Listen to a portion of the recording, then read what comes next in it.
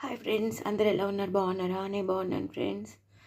Morning session చెప్పాను కదా, ఒంట్లో బాగాలేదు, అస్సలు ఒంట్లో బాగాలేదు, జ్వరంగా ఉంది. సో ఏం చేయను అంటే, ఏం కష్టపడద్దు నువ్వు, అసలు ఏం కష్టపడద్దు, ఏదో ఒకటి ఏ పచ్చడి ఉంటే అది కలపమన్నారు. సో గోంగూర పచ్చడి అంటే వాళ్ళకి చాలా ఇష్టం. సో నేను గోంగూర పచ్చడి కలిపేశాను, కొంచెం గోంగూర పచ్చడి పైన కూడా పెట్టేశాను. సో దట్ వాళ్ళకి ఏమైనా కొంచెం చప్పగా అనిపిస్తే, మళ్ళీ ఆల్రెడీ నేను చాలా స్పైసీగానే కలిపాను, ఒకవేళ చప్పగా అనిపిస్తే అది యూస్ చేసుకుంటారు. గోంగూర పచ్చడి కలిపేసి చక్కగా ఇలా ఉల్లిపాయలు పైనుంచి వేసేస్తాను. సో చాలా టేస్టీగా ఉంటుంది. ఉల్లిపాయ కాంబినేషన్ అదిరిపోతుంది కదా గోంగూర పచ్చడికి. సో వాళ్ళు కూడా కోరింది అదే.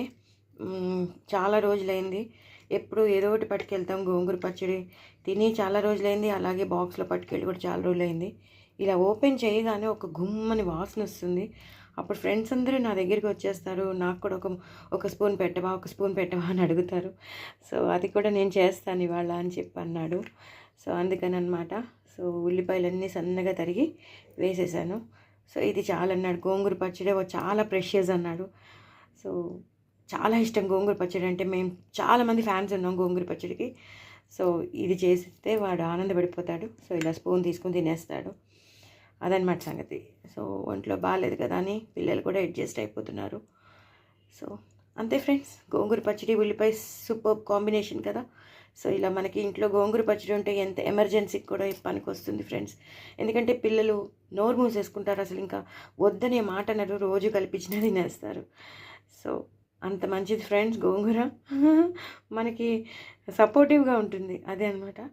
సో మీరందరూ తప్పకుండా నా ఛానల్ని సబ్స్క్రైబ్ చేసుకోండి, సపోర్ట్ చేయండి. మరిన్ని మంచి మంచి రెసిపీస్తో మీ ముందు ఉంటాను. వ్యూస్ పెంచండి, అలాగే సబ్స్క్రైబర్స్ని కూడా పెంచండి. చక్కగా ఇలా తీసుకుని తినేస్తాడనమాట, ఇలా తీసుకుని ఇలా తింటాడనమాట.